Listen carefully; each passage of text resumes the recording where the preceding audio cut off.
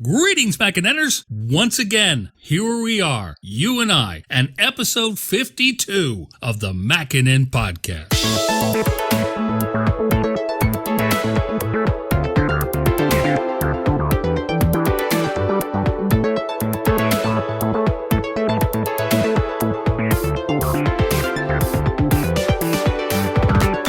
Welcome back, MacNNers. Always a pleasure to have you with us. I'm Charles Martin. I'm the editor of MacNN. And I thought I'd mix things up for episode 52. It's kind of a 52 pickup. Oh, yeah. And so I invited somebody else other than managing editor Mike to sit in with us this week. What? It's crazy. Say hello to a senior UK correspondent, as we've started naming people. We're giving them all vice president titles next week. Senior UK correspondent Malcolm Owen joins us this week. Next week, I expect to be promoted to vice president of what on earth is he talking about on that podcast? And a little later on, we're going to have a chat with the lovely people over at Agilebits, who make one of our favorite password managers, 1Password. So it'll be an interesting show, but we do have an awful lot to talk about this week. Well, I don't know if you were following us last week. Hopefully you were. But the net just kind of exploded. You know, we do Apple news for a living, so we're here day in and day out, and most of the time it's, oh, hey, there's a new beta for something. But last week, Apple major news story. Comments from presidential candidates and government officials, and just about everybody else has weighed in on this, including us, to be fair. But yeah, there's this fight that Apple is having with the government at the moment, specifically the FBI, over whether or not, well, it's not a question really of whether or not to unlock the phone of the San Bernardino gunman. It's more a question of, well, twofold. One is, can they do it? The answer is probably, maybe, yes. And then the other one is, should they do it? And the answer on that is no. And we'll explain why shortly. But the background for those of you who haven't been following the case is simply this. As you know, there was a terrible workplace massacre in San Bernardino last December. Lots of people from the San Bernardino County Health Department were killed or injured by a disgruntled employee. It's unclear at this point, but the more as I've read about it, the more it looks like a workplace violence incident and not really the kind of organized terrorist attack that some people, FBI, are trying to make it out to be in order to advance a particular cause. We'll come to that in a bit as well. The bottom line, though, is that his work phone, the fellow who orchestrated the attack, his work phone, he was an employee of the San Bernardino County Health Department, was recovered. And the FBI would really like to get into it. Two things have stopped them. One is the fact that the iPhone, it's a 5C, is encrypted, as has been the case for all iPhones since iOS came out. And the other issue is that it could set a very, very dangerous precedent. Once the FBI can get into an iPhone, they can get into all iPhones. The idea here is that this technique could very easily be abused, not just by the FBI themselves, but by anyone else who also discovers the technique that is used to bypass the security. And so, as a writer for the Washington Post put it rather brilliantly, everyone has security or nobody has security. There's also a very unintended consequence that has started to come up in these discussions that I'm not sure the FBI really thought about when they started this whole court fight with Apple. And that is that if the United States decides that it's okay to either outlaw encryption of the nature that Apple does, or to make it easily breakable for, air quotes, law enforcement, so will every other country, including countries that are not our allies on things. I'm thinking in particular of China, but really there's all kinds of totalitarian regimes that would exploit this. By the way, if you're hearing any buzzing in the background, that's some maintenance work being done here on the MacNN recording studio. So it may happen periodically, and usually when I'm just at the point of making a brilliant insight. So there's huge implications here. This is not about a dead gunman's iPhone. This is about everyone's personal data. That is literally what is at stake here. Because the FBI, well, no matter what they say about this, the most ridiculous promise they've made so far is that this is just a one-time thing and they will never ask for this again. It's just for this particular case because we just got to find out what's on that phone. there are some, perhaps very cynical individuals, who believe that the FBI is using this terrible attack as a method to water down and weaken the constitutional protections that we all enjoy against unreasonable search and seizure and the right to be secure in our person and papers. Now, that's the wording from the Constitution, from the Fourth Amendment. But person and papers meant something different in 1798 than it does now. And yet, curiously enough, the FBI is relying on a law from literally the era when the Constitution was written, from the 18th century, to try and force Apple to essentially hack their own software and provide a backdoor. This raises all kinds of fascinating legal questions that in an abstract discussion sort of thing, beardy men stroking their beards and smoking pipes in a lounge somewhere would be fascinating to listen to, but it has tons of real-world applications. We've written an editorial about this, and I'll just save you a lot of reading and just tell you we're against it. We think Apple is correct, that this order shouldn't have been issued in the first place. It's patently unconstitutional. But more than that, it's not that we don't want the FBI to have all the information, all the tools they need to help stop crimes, to keep us safe, and all that sort of thing. But there does have to be a line. There's a line with every right that we have. If I'm free to drive a car, that doesn't mean I'm free to run through red lights. If I have freedom of speech, it doesn't mean I'm free to yell fire in a crowded movie theater. So every right has a responsibility that goes alongside it. We think Apple is doing the right thing here. The fact that encryption could be used in criminal or even more serious acts is a possibility, yes.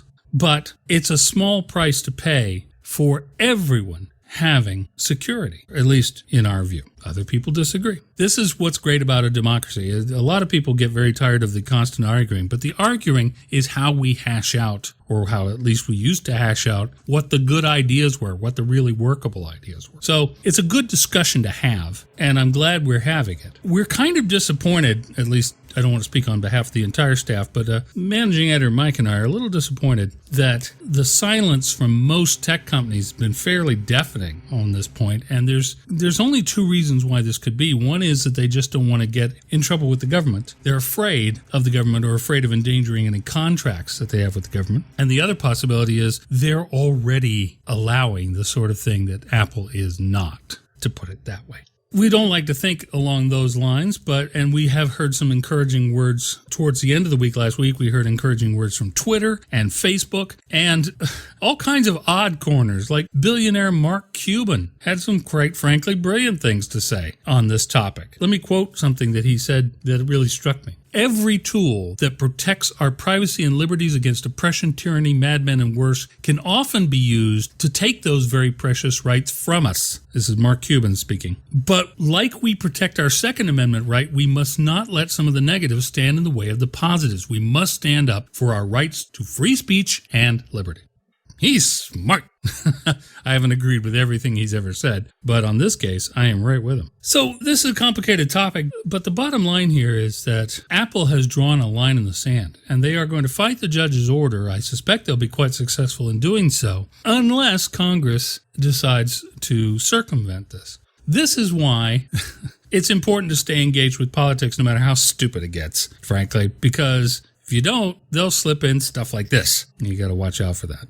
Anyway, that's our view on this topic, and we would like to hear from you. If you haven't already read the editorial, it's on our website, and we'd like to hear what you think on this topic. Of course, you're hearing this a few days after we record this. We're recording on the 19th. Things may have happened since then. We already had one thing happen and then unhappen. There was a Republican, I think from South Carolina, if I'm not mistaken, who said he was considering to put in a bill that would make it illegal for companies like Apple to encrypt at all.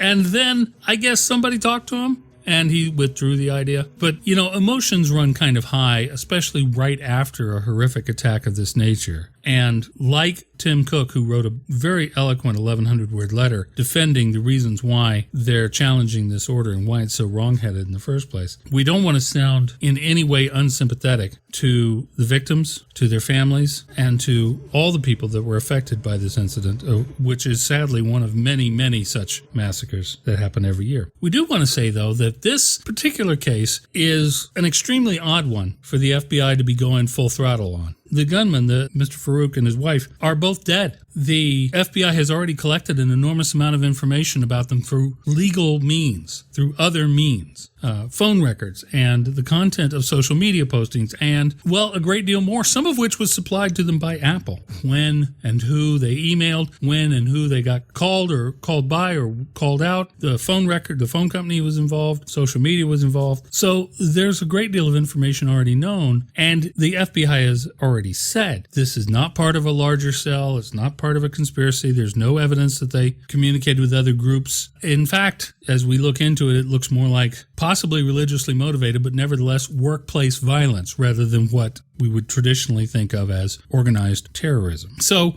it's kind of an odd case because there's no real urgency here. The FBI has that phone. They could just put it in a closet until years down the line somebody cracks the algorithm and Apple has to use another algorithm to encrypt phones. And then they could just go back to that phone and find out what was on it. There's no evidence whatsoever that there's anything on this phone that would be of use to them. There's never going to be a trial. So we're kind of scratching our heads about where's the blinding urgency on this. Mr. Farouk actually destroyed his own personal phone because he thought there was incriminating evidence on it, but he did not destroy this work-issued phone. And that, first of all, that should be the first clue that there's probably nothing relevant or terribly interesting on it. But the other thing that it's not funny, but it's kind of odd, let's say, is that after the attack, the owner of the phone, and that's the San Bernardino County Health Department, actually changed the iCloud password on the phone, rendering it unable to make a backup of its contents because they can't get in past the passcode.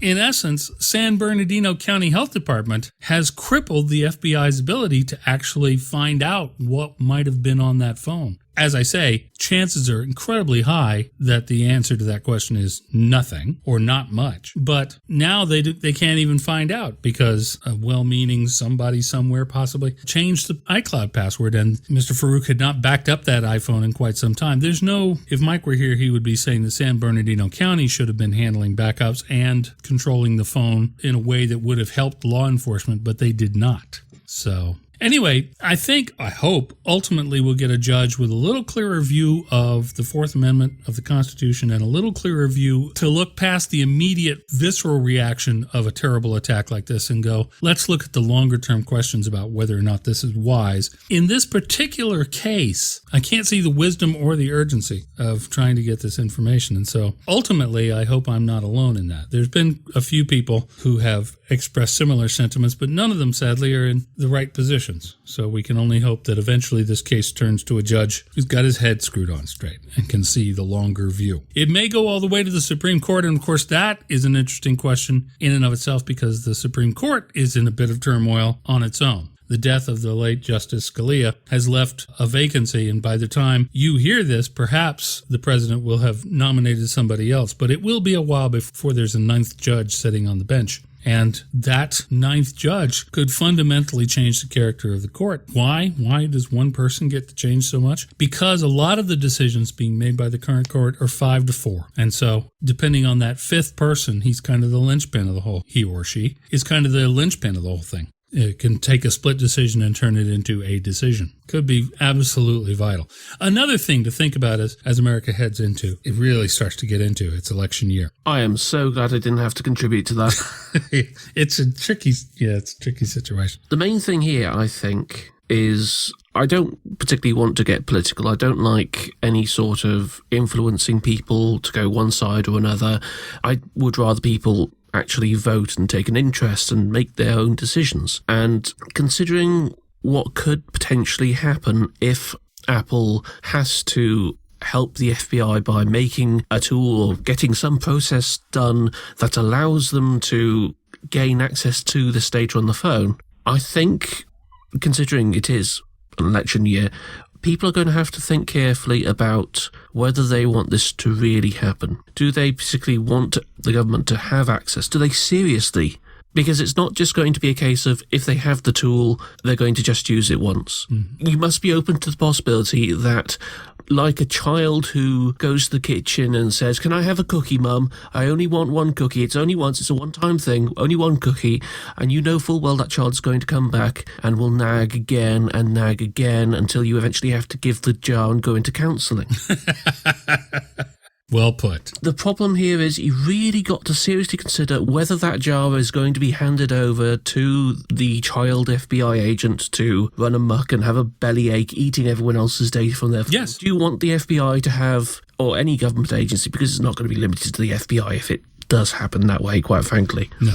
Do you want government agencies to have basically turnkey access to your phone's data? Yeah. And not just from a completely legal standpoint. If we're talking worst case scenario here, not just in a criminal standpoint, we're talking things like if they wanted to get, let's say, dirt on you or someone you know or someone you've met, if they had the tool, could they use the tool to have a poke around your phone and try and find something that they could use elsewhere? Yeah. There's been so many things that have come out of Snowden and all that other stuff that this could be just an extra tool for them to use in whatever cloak and dagger shenanigans they use this time, or they do in the future, quite frankly. Yeah. You do have to make the US public has to make a very serious decision on this themselves, whether they want it to happen or not, especially considering it is an election year. It's going to be one of those annoying topics that everyone's going to be talking about and having to listen to other people talking about all the way through until November. And beyond. This has huge international implications, as I said earlier. It's not just a case of United States here. If the phone is unlockable, if you can bypass the security, then the iPhone is not safe anywhere. And as I mentioned earlier, it's not just the American government that will have the right to do this. The Chinese will demand that same right. India will demand that same right. France will demand that same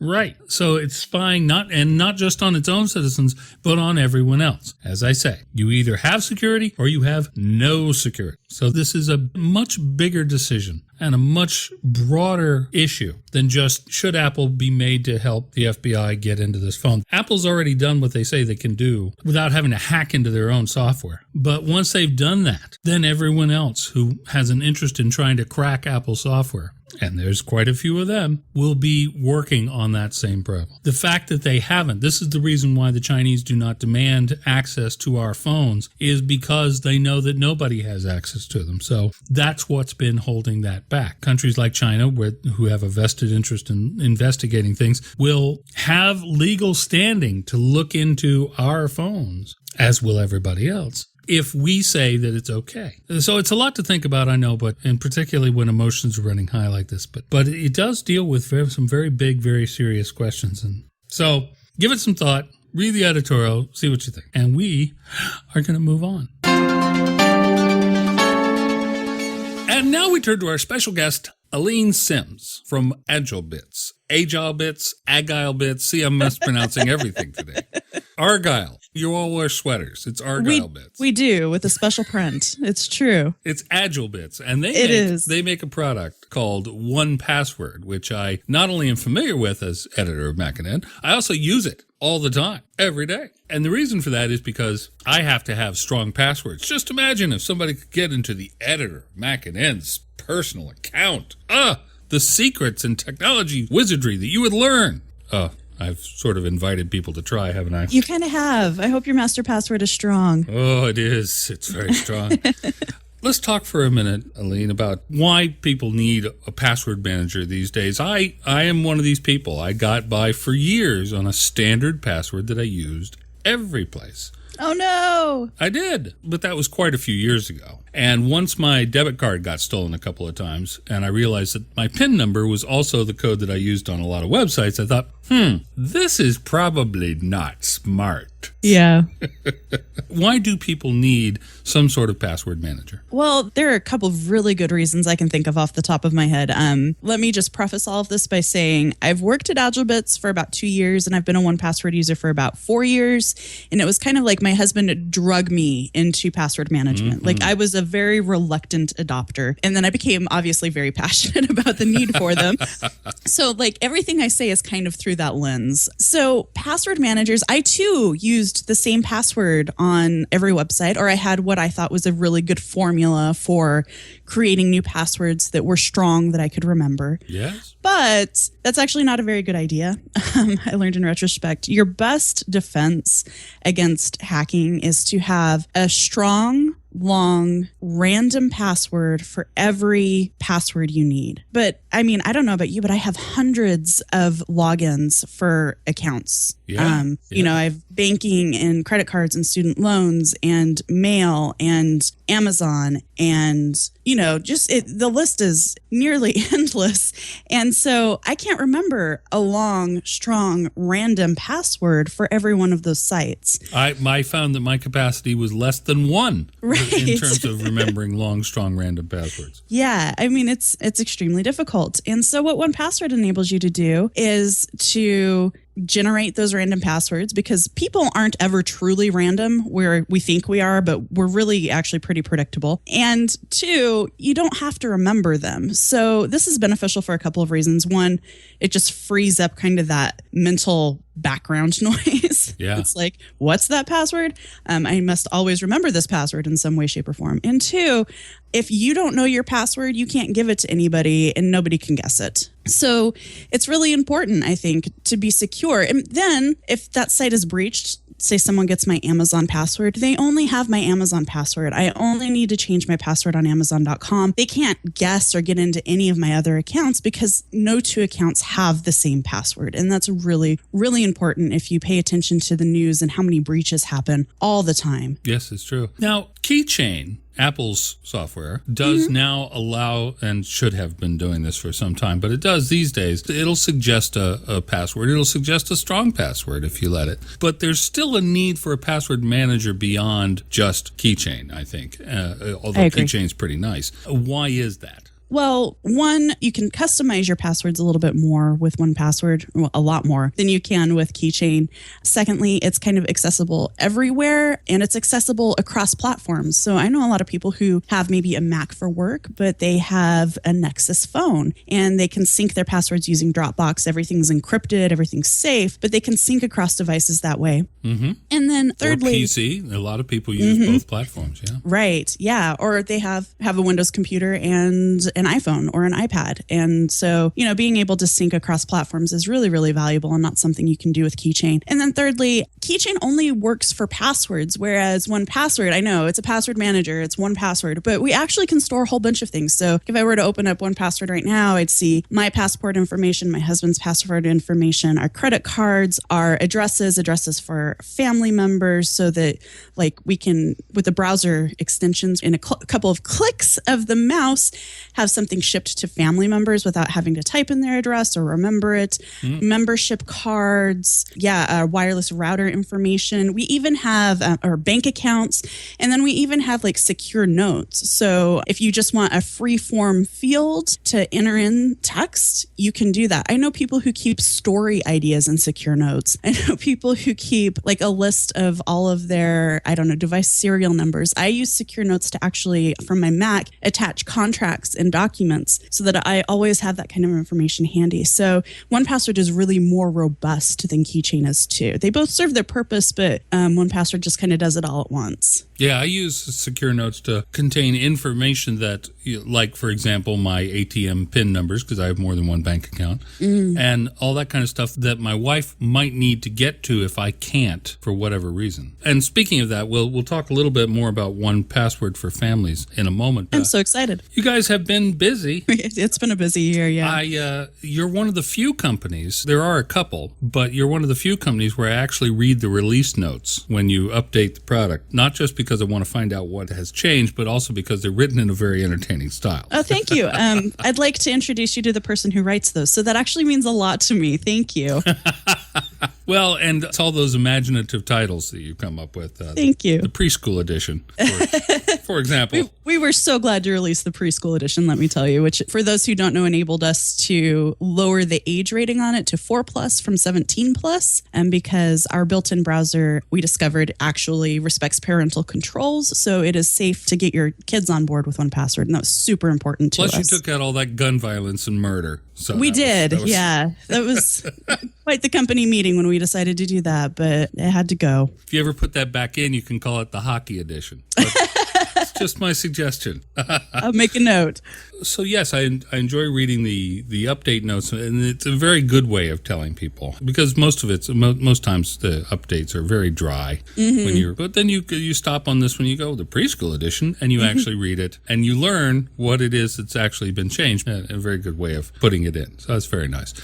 Other than the lowering of the age rating, what is new in 1Password itself? Oh gosh, iOS or Mac? Well, or Windows or yeah, really. Let's go with iOS, since that's probably your most commonly used version now. It started off as a Mac product, but it has grown. Yeah, it's actually our most downloaded. We don't have any kind of analytics in the app, so we can kind of guess based on, customer support requests and that kind of thing, how often it's used, but it's definitely, I think, one of the most popular apps. So some of the cool new things I'll start it with iOS 9, because I thought iOS 9 was a really, really exciting thing for us, especially for the minority of people who have iPhones 6S and 6S Plus. We've kind of taken advantage of like peek and pop 3D quick actions. So if you've got a 6S or a 6X Plus, you can do a little hard press on the icon from the home screen and add a new item, or quickly access search in the app. I do have a 6S, so yes, that's exciting. It was really, really cool to get that in there. And you can actually do it like from the search screen. If you just want to glance at an item, you're like, oh, where's my Evernote login? I just need to quickly remember what username I set up for that. You can give it a quick 3D touch and look and see what username you have set up for it. So that's pretty cool. And then from there, you can actually slide up and tap one button to copy it. So it's a pretty quick way to copy like usernames or passwords if you need to. We also have Spotlight Search, which is an opt-in thing. But if you go into the settings of 1Password, enable Spotlight Search, and then you can from your phone or iPad's home screen swipe down or to the side, however you access that, and type in the title or the beginning of the title of your item, and it'll find it. You can tap on it. You can open 1Password in your item right there. That's pretty cool. I don't know when it was added in, but using Touch ID to unlock the vault. Oh, yeah, that was huge for me. That was with iOS 8 when Apple opened up the API for Touch ID. So yeah, you can set it up so you can use Touch ID to unlock your vault. The other cool thing with that is the ability that they gave us to have extensions. Yes. So that you can fill, like if you're in mobile Safari, you can fill your credentials right in Safari from 1Password. And that's pretty neat. And then other browsers have integrated that. And also app developers can kind of tie into that. So you can create logins and log in directly from apps if you don't already have, information for them. So some of the apps I can name off the top of my head. Well, actually, I pulled up the page, but some of the apps that have this integration are Tweetbot, which I personally use all the time, Twitterific, which I also use, Get Clients, like if you do any kind of development on your iPad or iPhone, like iOctocat, podcast apps like Downcast, Overcast, Instacast all have support. So if you want to, sync positions or sync playlists or whatever, you can log into 1Password in those apps. And it's just really, really convenient. You tap the button, log in to 1Password, put your finger on the fingerprint reader, and then you log in. Like it's super, super easy. I'm surprised more apps don't use the Touch ID to password protect stuff, because there's a lot of things in apps that I would want password protected. I was thinking in particular of like diary or journal apps, right? And so the more integration that they can have with it, it's a great, yes, there are other password managers out there and they have to be compatible with those too, but it's a great feature. And because Touch ID makes it so easy and reliable to log into something that's secure, it's great. I keep my bank passwords in 1Password, like I said, because my bank app doesn't let me use Touch ID yet. Right. So until that happens, I have to, I want to check my balance. Oh, wait. Open up 1Password, get that. And usually, and thanks to the 3D Touch now, if I checked it recently, it's right there in the list. So I can just quickly get that again, copy it, paste it into the bank app, and then check my balance at last. Right. Talking to you, TD Bank. I'm naming names. I'm really lucky. I bank with Simple in the US, and they're a really tech forward company. And so they were actually one of the first apps, period, to include 1Password support in their app.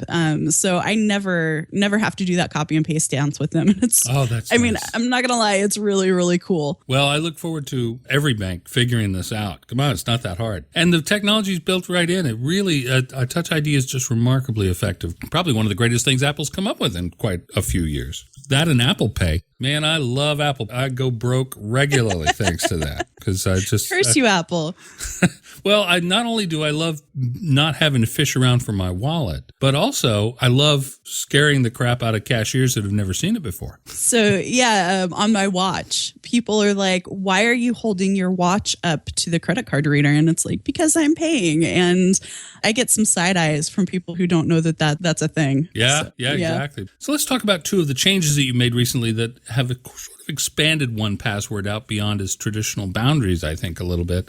The first one being 1Password for Teams. Now, I have a team. So tell us a little bit about 1Password for Teams, what exactly it does, and then we'll go on to 1Password for Families, which I imagine is much the same idea, just for a different group. Families actually kind of is, I guess you can think of it maybe as Teams Lite.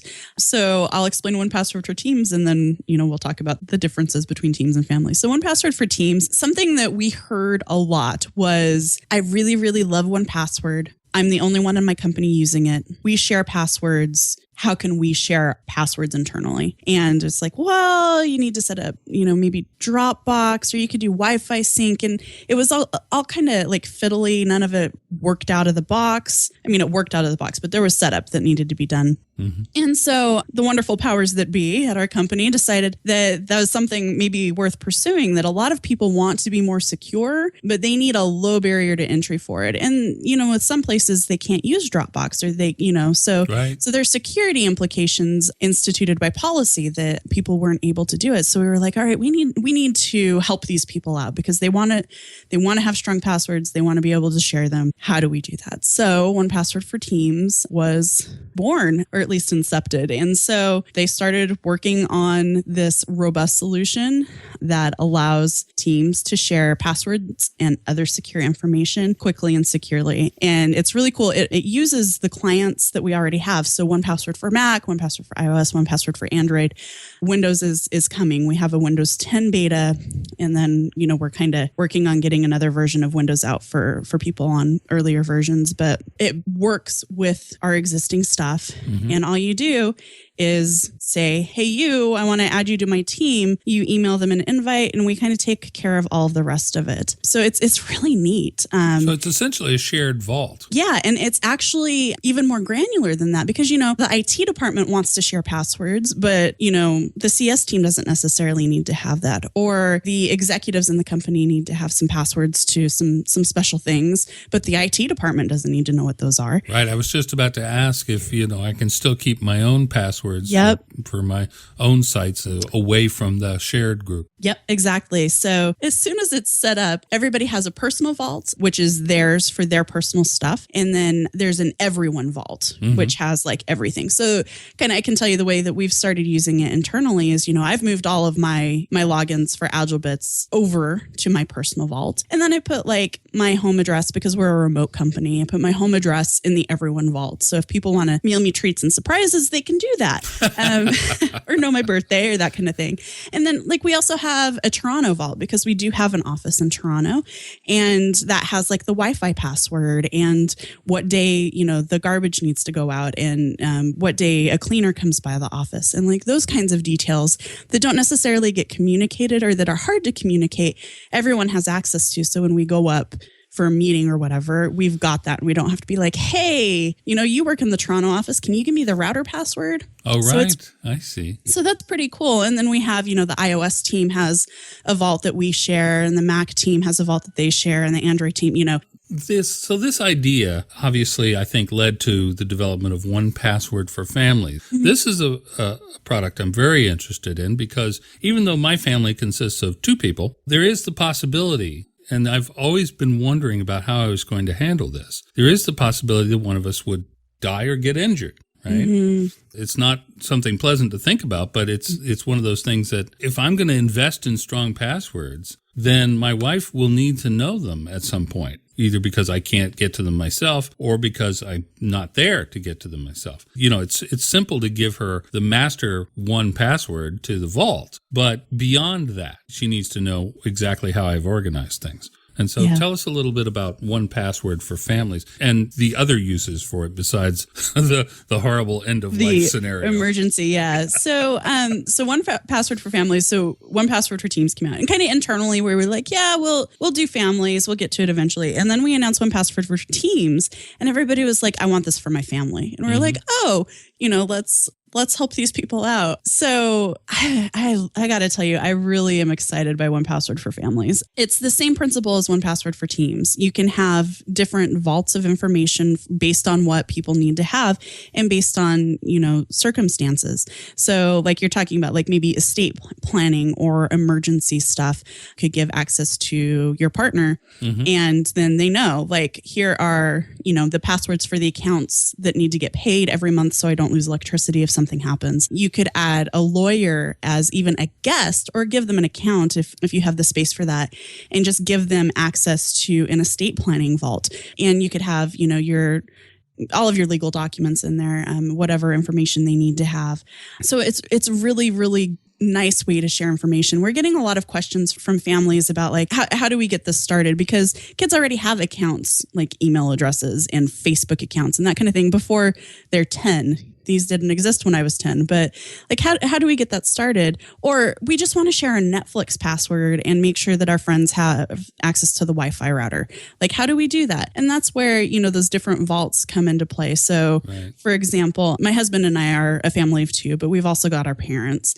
And so we also have a house sitter who comes in sometimes because my cats are needy and can't be left alone for extended periods of time.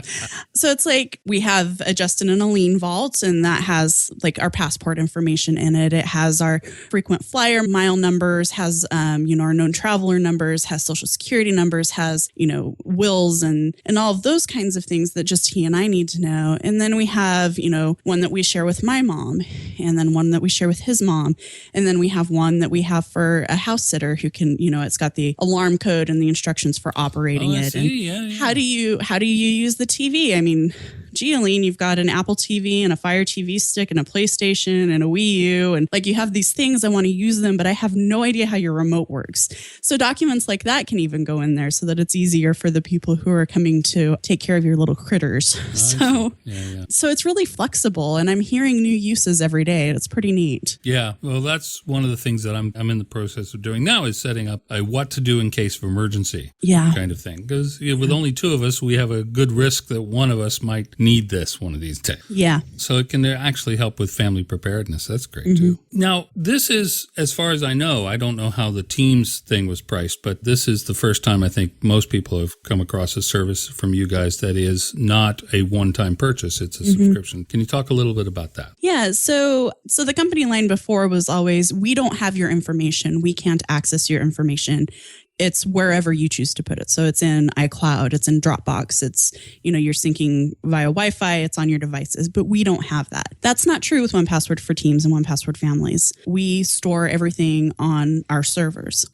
We do have a very nice white paper that explains like all of this kind of stuff. If people are really curious, they can go definitely check that out. But I want to reassure people, like, Agilebits employees don't have access to this. Agilebits does not have access to the stuff that you put on there. Like, we can tell that you have an account. We can tell some basic information. We cannot get to your items because we've designed it in such a way that we can't do that. So similar to the encryption that Apple uses. Yeah, the encryption side of things isn't my strong suit, but we've definitely put a lot of thought into it because we just didn't want, we're like, no, we don't want to be able to get to this stuff. Right. So we've worked really, really hard to make sure that we can't. So we store your stuff, which means that it's available across your devices. Like, my husband makes a change in one of our vaults and I get a little notification on my Mac that, hey, such and such item is updated, or there's a new item in there. So that's pretty nice. And that's also why we're doing the subscription pricing, because we have servers that we have to pay for.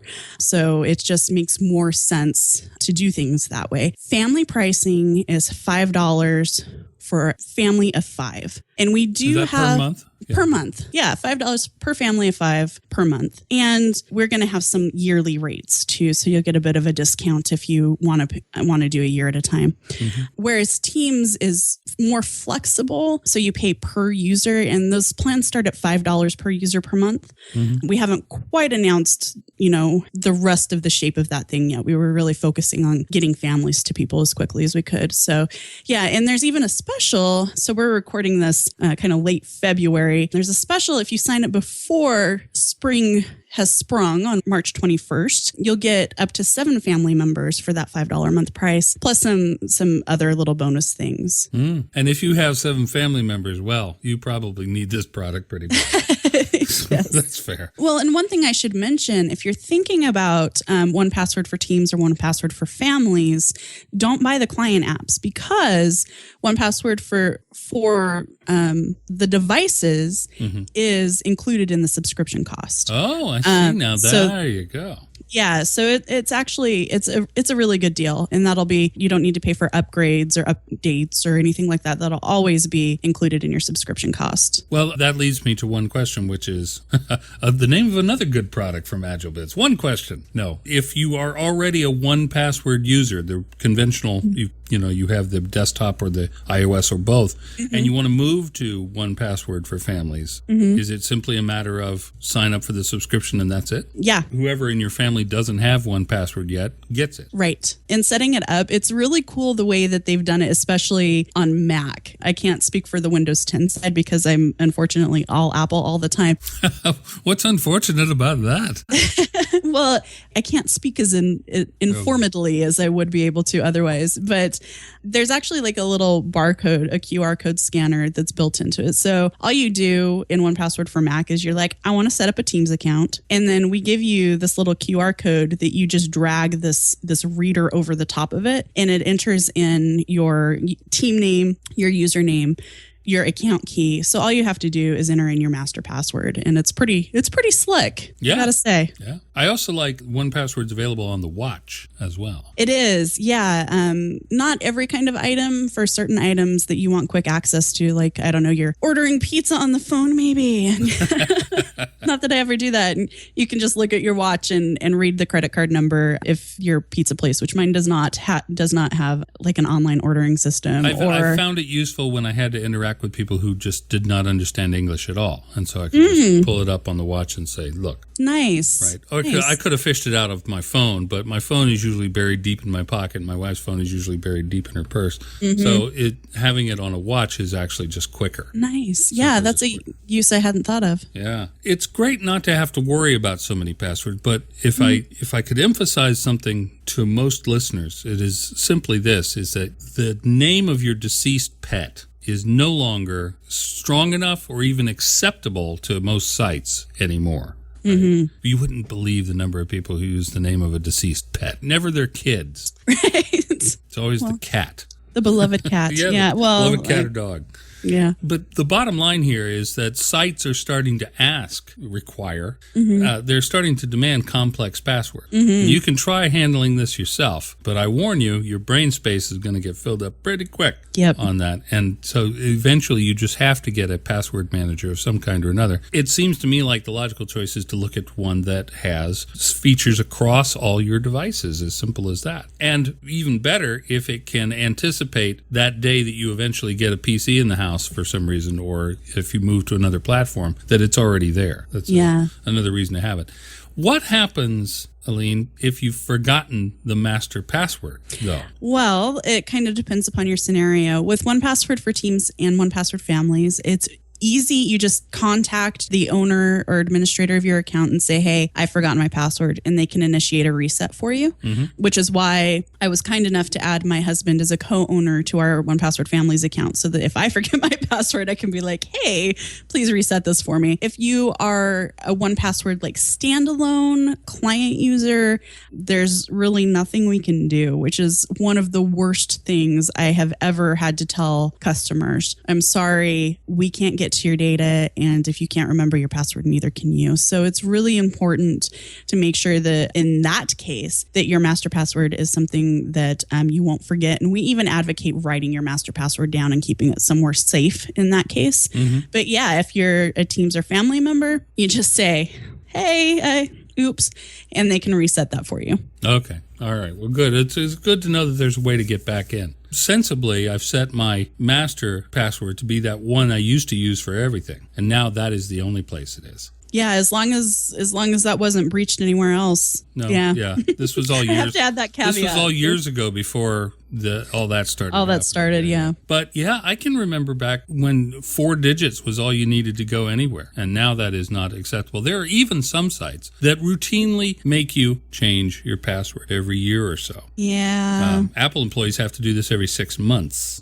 So after the first couple, there's no way you're ever going to remember it. So you might as well get a manager of some kind. So I happen to like 1Password the best. We get to try them all, and that's the one I chose. Well, thank you. We think we're the best too, but really it's more about just use a password manager. If 1Password doesn't do it for you, that's fine. There are definitely alternatives out there. It's most important to us that you use a password manager. Of course, we hope you'll choose us, but just be safe. Yeah. And particularly with the number of scams and trickware, I'm going to call it, on the web, but also in email, to give out a single password to somebody who then later turns out to be fraudulent isn't the disaster it would be if that's the one you use for everything. Exactly. Yep. You just go in, change that one, and you have peace of mind. Yeah. People's email accounts get hacked fairly often, and it's not anything you did. You're not a sucker. You didn't fall for a trick. It's just that they can brute force guess a lot of them because too many people still use simple passwords. And so having a tough one means you're no longer the low-hanging fruit on that tree, and that it dramatically reduces even the incidence of that happening. So it's beneficial all around. Definitely. That's email accounts. I make sure that I have very long, randomly generated passwords, social media accounts, anything the vectors that people use to get at your other information. Obviously email. Email has, here's your Twitter information, here's your banking information, here's everything. So it's really important to make sure that password especially is really strong and that I don't know mine. Yeah. I don't want to know what it is. Yeah. In particular, I'm sometimes given confidential information that I have to store somewhere until it becomes time to use it. I'll give you a quick example. My landlord has given me their bank account number so that I can transfer money into their account, right? But that means that I have his bank account number. Right. So if that wasn't in a secure note, I would be constantly fretting about it. Right. Yeah.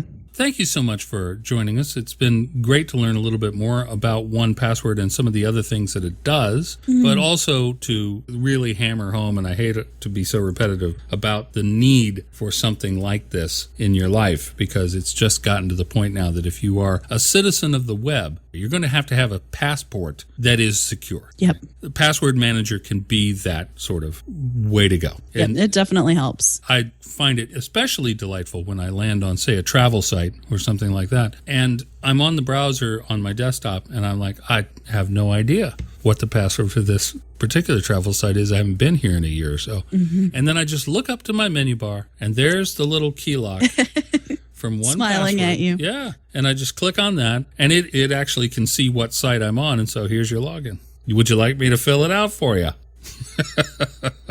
Yeah, I love it. It's great. And when it can't guess it, I can just look through the list. And this also tells me when I've already set up an account somewhere and when I haven't. Yeah, and especially, with the extensions, you can auto-save things like... It's like, oh, we don't see that you have an item for this account or this website. Would you like me to create one for you based on what you entered in? And you say, sure. And then it's there and it's not an extra step to remember or an extra form to fill out. It just automatically stashes it for you. And that's pretty cool. 1Password, a great password manager. One of the things that has always impressed me about it, one of the reasons why I chose it over some of the others, which are also very fine, is that I'm always hearing from the company about things they're doing to improve it. Right? And those entertaining release notes. I think that was what pushed me over the edge. Well, thank you. We're glad to have you. Anyway, thanks very much, Aleen. It's been great to talk to you, and we will see you in the world of MacNN. Next up,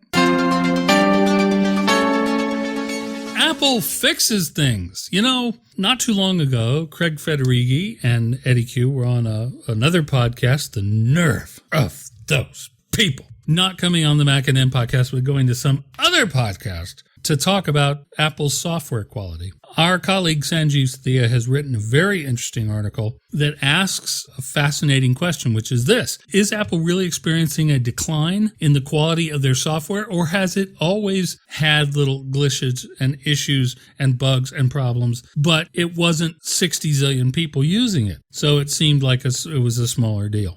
This is where, having been a customer of theirs for a long time, I'm inclined to say that I'm sort of on the fence on this matter, actually, Malcolm.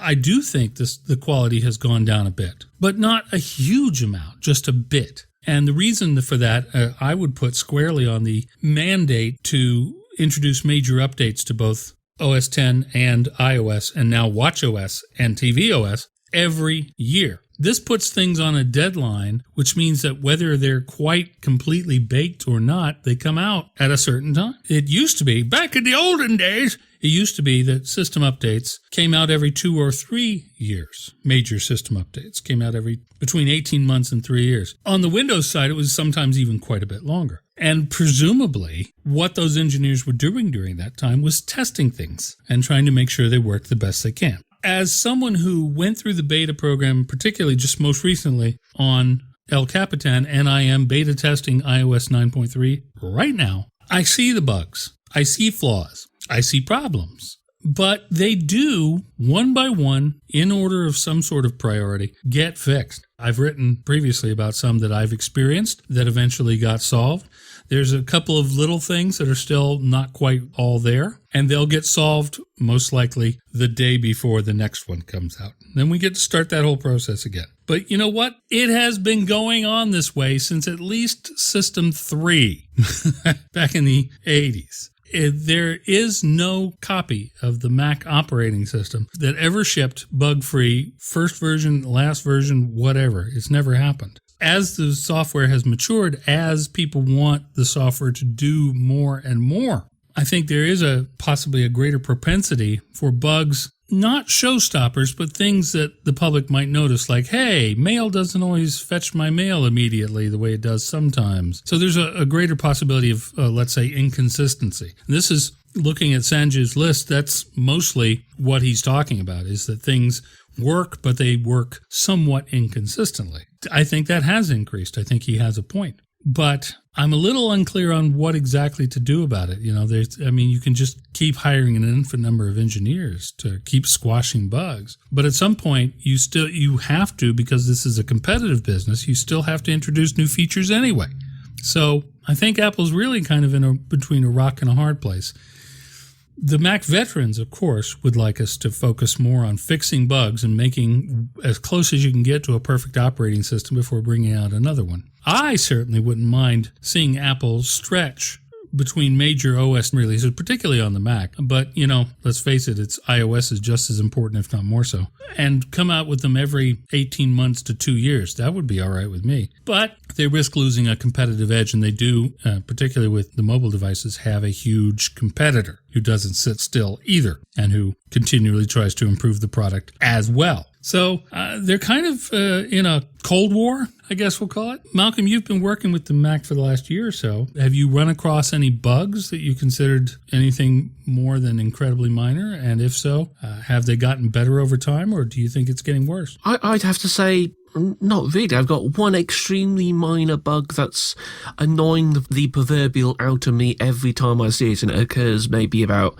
5 or 6 times a day. But goodness. That's really about it. What is it, if I may ask? You know when you go into the Finder and you right-click on a file and it's got open with, and there's got the little bit that goes off to the side where it comes up with a list of all the different programs that you can open that file with? That's true, yes. Why does it have to keep on trying to work out what programs it can use every single time? Oh, right, yes. Because quite a lot of the time I do that and it comes up with fetching. Yes. And sometimes that fetching stays there for maybe up to a minute at times. I wouldn't mind, but if I'm opening up a JPEG, I know what I can open it up in. Just give me the bleeping option options.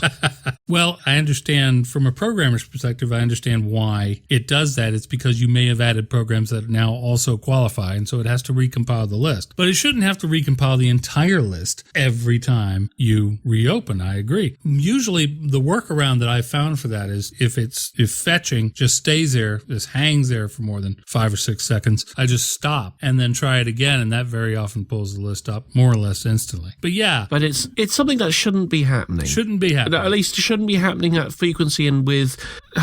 Nope, I completely agree. It's the only really frustrating thing I have with it. Yeah. Of course, there's a couple of times programs hang, but given that I'm so used to having similar problems within Windows anyway, with sometimes there's a problem with a program or whatever, things happen that you must force quit, restart, and so on and so forth.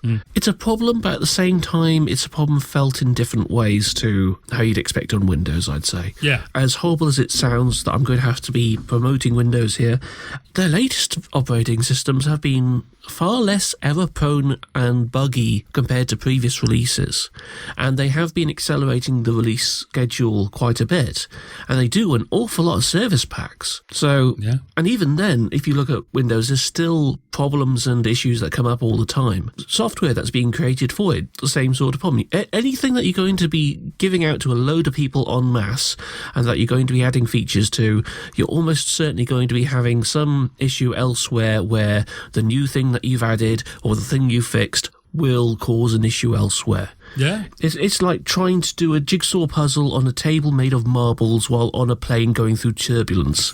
It's a very difficult thing to do, and also quite difficult to imagine as well, but it's something that people can at least have a try at doing. And that's what I think developers as a whole are trying to do. Well, yeah, they're trying to be responsive to the things that people say they want. But as you mentioned, one of the problems that I had during the beta for El Capitan was a Bluetooth issue. And that was a direct result of Apple expanding what Bluetooth can do. I mean, it wasn't just Apple, everybody did. But Apple in particular had a feature, the added features called continuity that relies on Bluetooth communication to sort of work. One of those features was an instant hotspot, and that was problematic. It almost never worked properly until, I would say not even it was out of beta. It was like I think it was the second or third update to El Capitan that it finally consistently went away. This problem went away for me. Now, others have had it slightly differently, and different machines, different setups, different configurations can still have problems that other people go, nope, no, I'm not having that problem over here. So it is very hard, and from an engineer's perspective, this is like playing whack-a-mole. They hammer down one problem, and that causes another problem to pop up. Software is complex, particularly operating system software, and we, the users, have asked that it be made more complex so that we can do more and more sophisticated things. This, of course, inevitably leads to issues. So to a certain extent, I understand where Craig Federighi's coming from on this, but at the same time, I feel like he didn't reassure people that they are in fact not just focused on the latest release, but are actually also working to fix problems from previous releases. And they do, particularly in the area of security. That's obviously top priority, but then they also do fix things that have been problems for a while. All right, let's move on. And as usual on the MacNN podcast, we'd like to wrap up the show with our App of the Week. We've woken William from his slumber, and he has kindly put together a short review of his favorite program this week. William, what have you got for us for App of the Week? This is why we shouldn't talk about apps on podcasts. I've said before that we should, because it's really handy. I was talking about a flight tracking app. It's called App in the Air, and it wasn't until I actually said it aloud that I realised what the gag meant. Now, I kind of wish it's called the opposite, because this week, my app of the week, I can't fully pronounce. I could spell it, but we'd be here for the rest of the hour. So I'm going to have a stab at this and hope that Charles puts a lot of detail in the show notes. My app of the week this week is, deep breath, iBucanista. Or iBucanista? iBucanista, I think, is the closest I can get to it. Certainly, if you can spell it, it stands out in the App Store. You want a distinctive name. It's an iBooks reader, an eBooks reader. Previously, I've always thought iBooks looks the best, Kindle looks the worst, and I've never actually checked any of the others. At first blush, iBucanista kind of slotted in the middle. of the two. It didn't look as neat as iBooks. It looked a bit better than Kindle. And actually, I didn't like it at all. I found the print was too small. You couldn't adjust anything. I couldn't find the books that it said I could find until I could. It turns out the controls are a little bit finicky. They don't look great. They're a little ugly, especially when you look at this on an iPad Pro. And also, there's some sort of delay. I would find I'd tap something, nothing would happen. So I'd tap it again and something else would happen. Once you got into the controls, you can find immense fine detail of the look of every possible part of a book. The line spacing, the paragraph spacing, the indenting. And with a few little swipey twiddles, I actually made this look really neat. The way I like to read things, it felt a lot more like reading on paper. I normally like to read portrait, like I'm holding the iPad vertically, but with an iPad Pro, I've ended up a lot doing landscape. And when you look at it landscape, iBookanista adds a little tint just on the insides of the page, so the guttering where two pages link together.